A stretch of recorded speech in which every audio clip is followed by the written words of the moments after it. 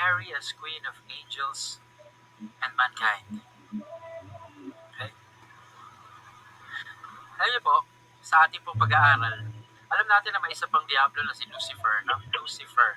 Sa totoo lang, ganda po ng pangalan niya, no? Lucifer, bearer of light.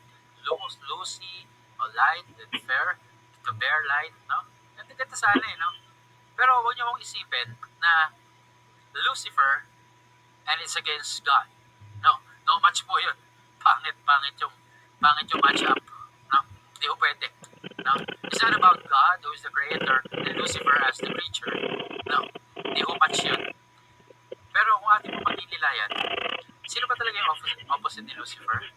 At sino yung kanyang talagang kabaliktaran? It's Mary, the Blessed Mother. Why? Kasi Lucifer, because of pride and disobedience, he became a fallen angel. But the Blessed Mother, because of her humility and obedience, no? He was assumed into heaven. Okay? At siya'y naging reyna ng langit at lupa. Kaya yun po yung kabaliktaran. Kung may paglalabanin kayo, yung dalawa, okay? Kaya po si Maria, dahil hindi matanggap ng mga anghel na ito na naghimagsik sa Diyos na siya'y magiging reyna ng langit at lupa.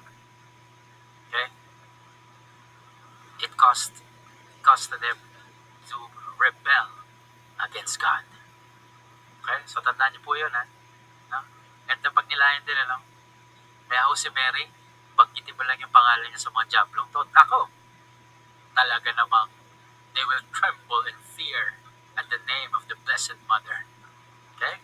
So having said that, yung kanilang refusal sa pagkakatawang tao ng Diyos, okay?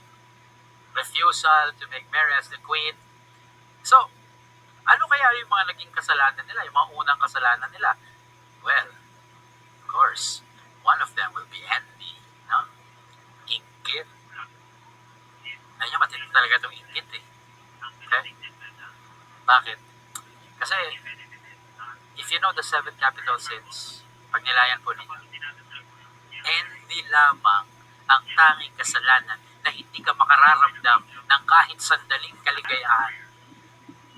The other 6, there's a sense of temporary gladness or happiness, no? Pero envy, wala talaga eh.